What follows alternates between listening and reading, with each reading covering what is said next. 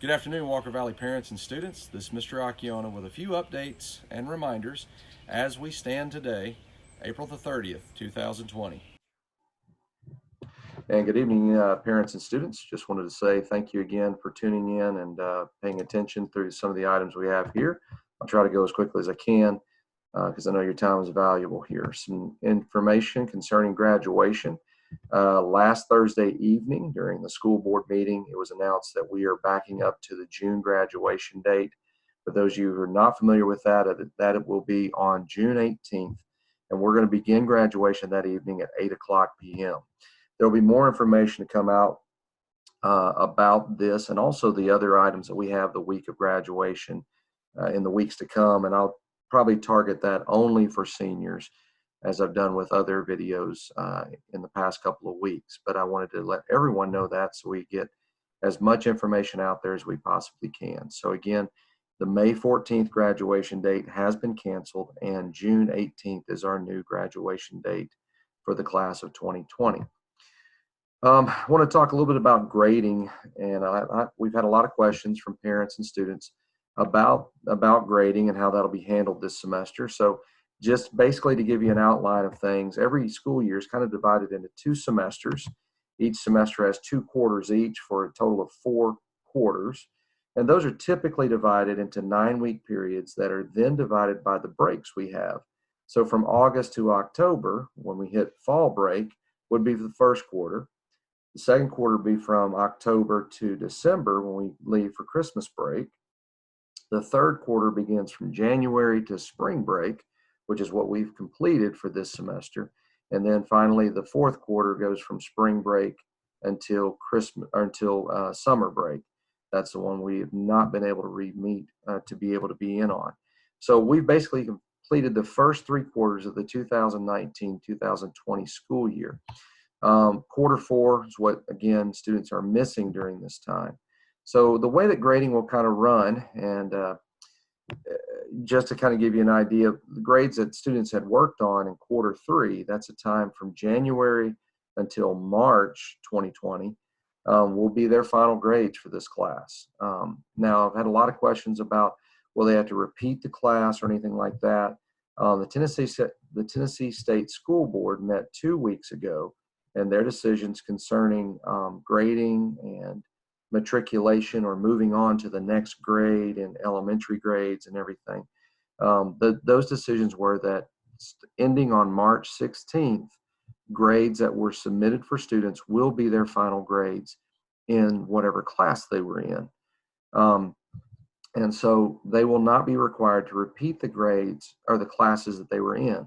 There were a few exceptions, and we gave opportunities for students who were in seniors who were in economics and personal finance.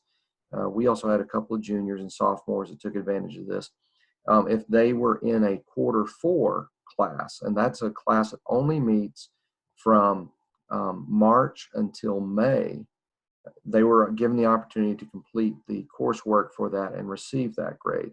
But that only affected around 71 students at our school. So classroom teachers about 2 weeks ago were asked to go and begin contacting students who had earned a failing grade in quarter 3, and they gave them opportunities to submit work that was outstanding or that they were still waiting to receive.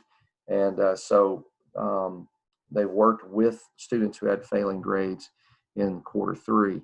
The quarter 3 final grade will be the student's quarter 4 final grade, and in most cases, it'll be that student's final grade for the class. Now, there are a couple of exceptions, and that has to do primarily for some amendments that are done for advanced placement and for honors classes. So students who are in an advanced placement class will have the opportunity to take an advanced placement test. And those students have been receiving information from their AP classes and from their AP teachers, as well as our testing coordinator. They were given the opportunity to say whether or not they're choosing to take the test or not.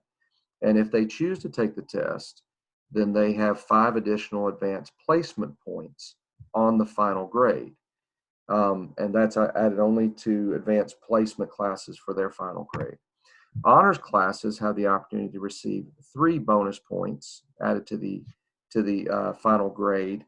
And any AP student who chooses not to test will be given the 3 points, but they will, on their transcript, it'll read that they were in an honors class, not an advanced placement class. So for instance, a student who is in advanced placement chemistry, if the student chooses not to take the test, on his or her transcript, it will show as honors chemistry, and they'll receive honors points, the 3 honors points, instead of the 5 advanced placement points. The other exception having to do with this are dual enrollment classes.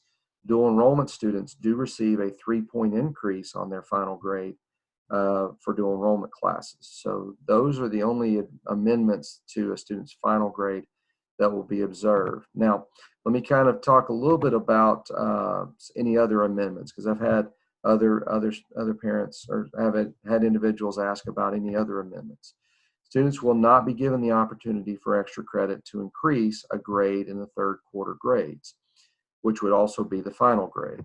The reason for that is that there's still a concern about equity. We need to make sure that all students have the same access to any item, and we can't assure that during this time. We can't say that every student would have the same access. So students who have perhaps a better internet connection or a device at home, they have a decided advantage over students who may not have that item. When students are inside of our building, we can guarantee equity of access. It's different when they're not inside of our building. So at this point in time, for us to offer any kind of extra credit would be against the State Department of Education's recommendations during this time. I want to also talk a little bit about dual enrollment grades, because dual enrollment will end with Lee University and Cleveland State in the next couple of weeks. And once Lee University and Cleveland State calculate all their grades, they send the grades for our dual enrollment students to the school.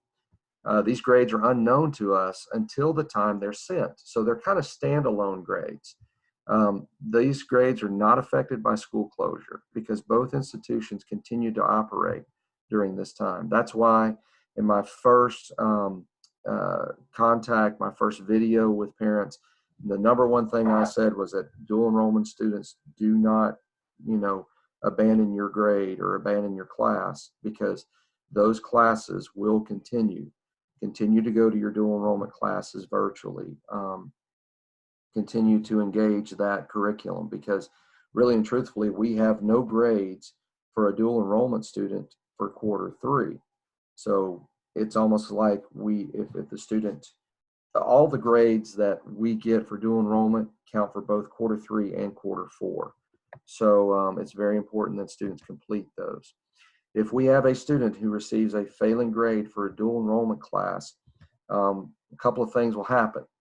That class will be required for the student to recover for credit if necessary for graduation.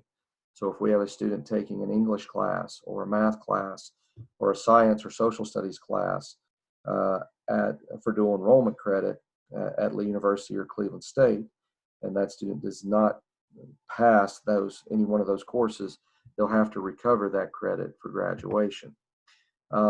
Any juniors who are taking dual enrollment, if they receive a failing grade, they lose the dual enrollment grant, which means that that student would have to pay the entire cost of the class if they chose to take dual enrollment, but we probably would not allow that from the high school from this point forward.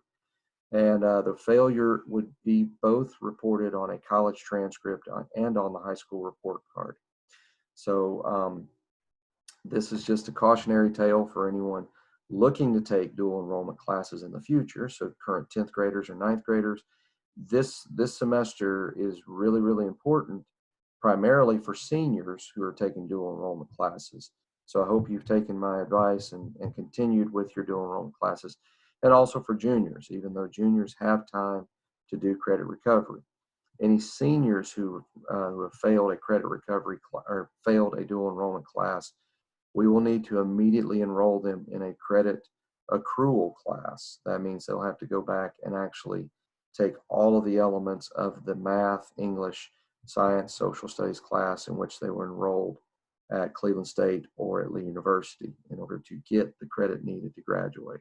So just some news for everyone. To begin with, we are going to begin credit recovery for any students who need it and have responded. There was a sign-up form that was sent out this week, I believe on Monday evening, to all students who are eligible for credit recovery.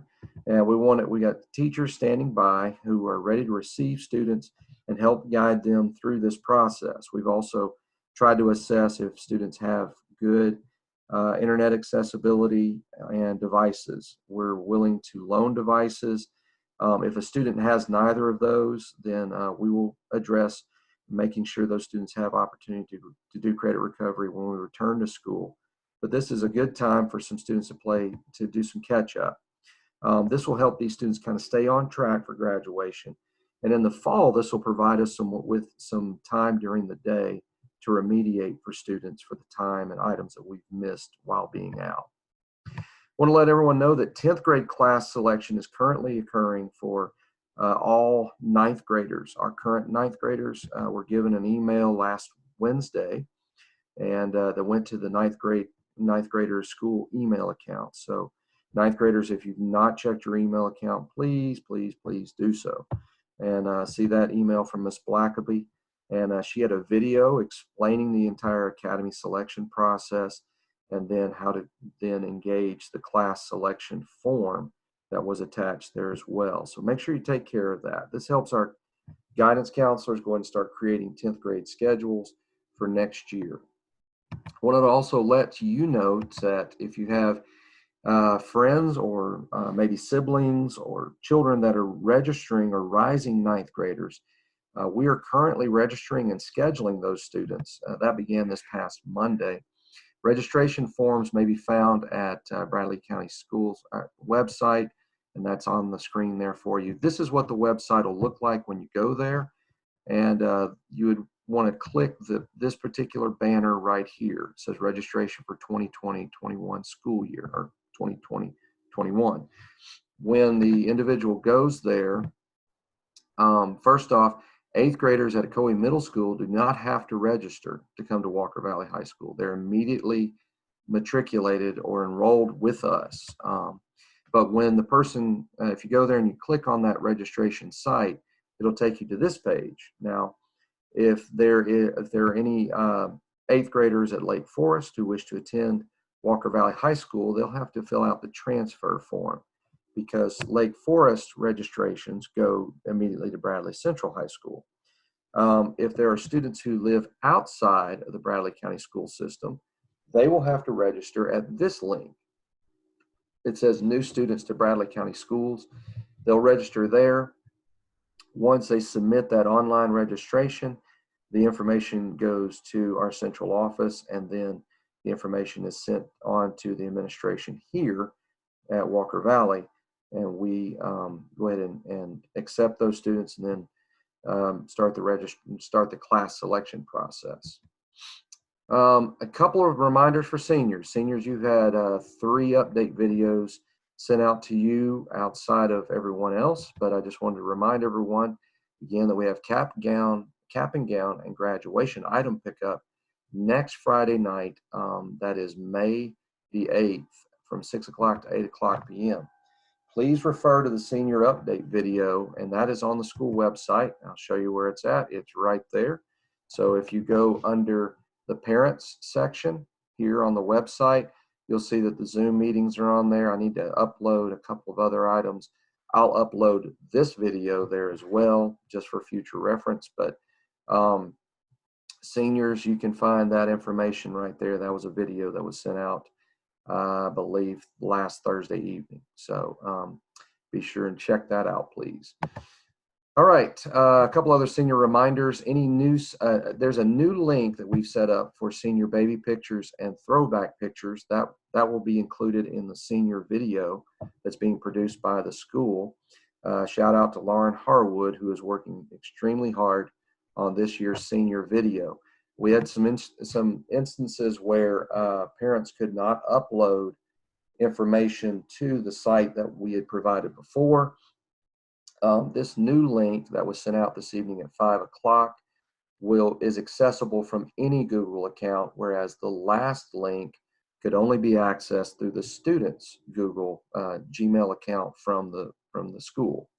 So this is accessible from any Google account. Sorry, it's still Google, but it's a little bit more accessible. When I checked it last, we had at least within the first hour, we had 11 seniors information already uploaded.